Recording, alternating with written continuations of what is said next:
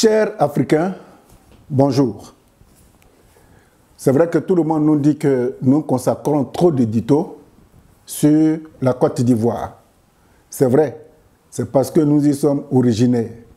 Mais en fait, notre objectif n'est pas seulement de parler de la Côte d'Ivoire, mais de parler de toute l'Afrique. Aujourd'hui, nous allons essayer de mettre notre objectif sur ce qui se passe en RDC où un jeune président s'appelle Kabila ne veut pas aller à la retraite parce qu'il se sent très jeune.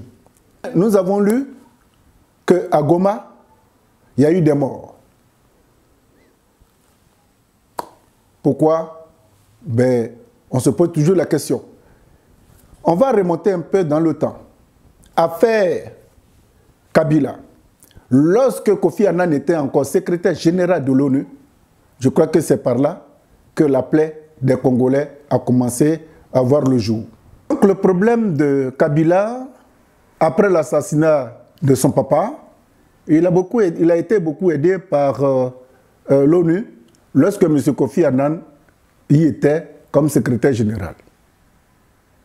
À la suite, les Jean-Pierre Bemba, on les a foutus en prison.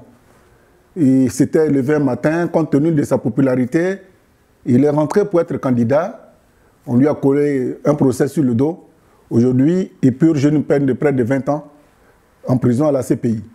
Mais de là-bas, il laisse quelques notes pour soutenir et galvaniser ses troupes. Aujourd'hui, il y a près de 30 morts à Goma, sans compter ce qui se passe à Kinshasa. Alors, nous ne voulons pas rentrer dans les détails. Nous voulons saluer ici un jeune qui s'appelle Syndicat de Kolo, qui, nous le sentons venir. Lui, au moins, c'est un lion qui porte des dents. Le problème de la RDC est un problème dont on ne parle pas, mais ça ne va pas du tout dans ce grand pays qui fait 3 fois la France. Riche comme ce n'est pas permis. De son sous-sol, en passant même par ses arbres, c'est un pays qui est immensement riche.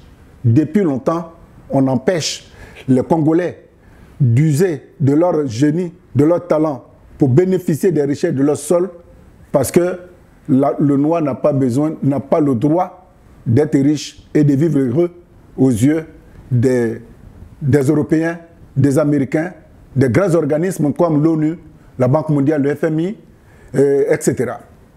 Nous voulons simplement dire aux jeunes syndicats de Kolo qu'il ne faudrait pas qu'ils croient qu'il est seul à suivre de très près ce qui se passe dans son pays.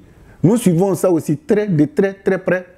Et sans rentrer dans les détails, je crois que l'Afrique commence à se réveiller et la jeunesse veut écrire elle-même la page de son histoire pour que demain, si une fois l'Afrique sort de là, les autres puissent lui accorder le plus grand respect qu'on accorde aux autres.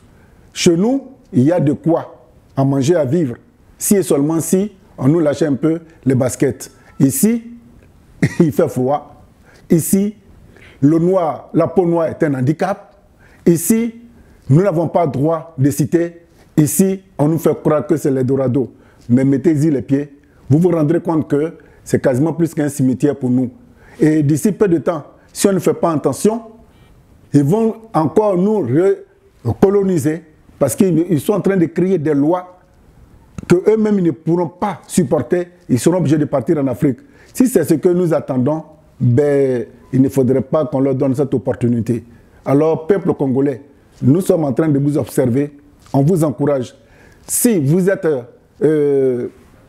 bien fixés, je crois que ce qui se passe au Togo, ce qui se passe en Côte d'Ivoire, ce qui se passe au Bénin, ce qui se passe au Mali, ce qui se passe un peu partout, l'Afrique bouge, bougez. Et nous sommes là pour vous encourager. Merci peuple congolais. À très bientôt et du courage.